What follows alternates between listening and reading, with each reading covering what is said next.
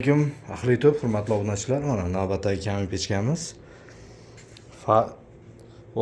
Andijon viloyati Asaka tumani HBK hududiga o'rnatib berdik. Akamiz YouTubedan ko'rib 2 yildan beri kuzatib borishar ekan. Zakaz qilishdi, mana kelib o'rnatib, yoqib berdik. Kimga shunaqa xizmatlar kerak bo'lsa, vodiy bo'ylab xizmatlarimiz bor. Nomerlar sarlavhada qoldiramiz, bemalol murojaat qilaverasizlar. Pechka 1.5lik, 1 metrli. Xo'p, 3.5 ga 4.5 xona, bir tomon, orqa tomoni, 3.5 ga 5, oldi tomoni. Kimga shunaqa xizmatlar kerak bo'lsa, bemalol aloqaga chiqaverasizlar. Videoga like bosib, kanalga yangilar bo'lsa obuna bo'lib qo'yasizlar. Pechkani yoqib sinadik. Bexijolat xizmatlar vodiy bo'ylab.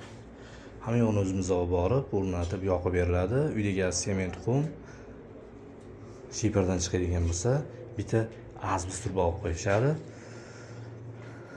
Hamma yo'qni olib borib, abisubka g'ishlarigacha olib borib, o'rnatib, yoqib beramiz. Bu 1 metrli, 1.30ligi ham bor, buni o'choqlisi ham bor. 1.30likda o'choqlisi ham bor. Zavodskoy pechka ham bor. Qanaqa pechka xohlasalaring, olib borib, o'rnatib yoqib berilaveradi. Orqa tomoni, old tomoni ko'rsatib qo'yamiz. Yoqqanmiz pechkani. Bir dona videoga like bosib, qo'llab-quvvatlab turasizlar. Pechkani mana yoqib qo'yganmiz. Umuman tutun qaytarmaydi, faqat tortadi. Mo'ri zigzag bo'lib chiqib ketgan. Bosimni pasaytirishga ekonomishni qilish uchun mo'rilar xizmat qiladi. Tozalaydigan joylari albatta zigzag qilamiz. Transport kamayadi.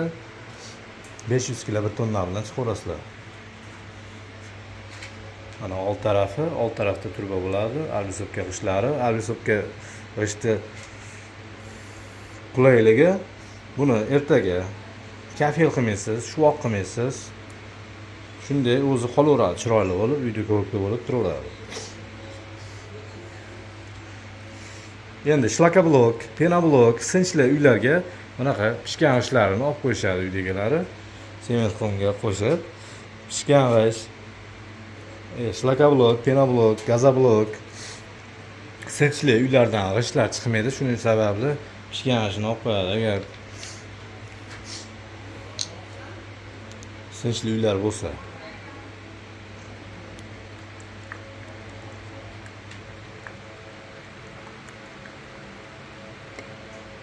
Videoga bir dona like bosib, kanalda yangilar bo'lsa obuna qo'yasizlar. Bizni kuzatib, qo'llab-quvvatlab turganlarga kattakon rahmat deb qolamiz. Sog' bo'lasizlar, salomat bo'lasizlar.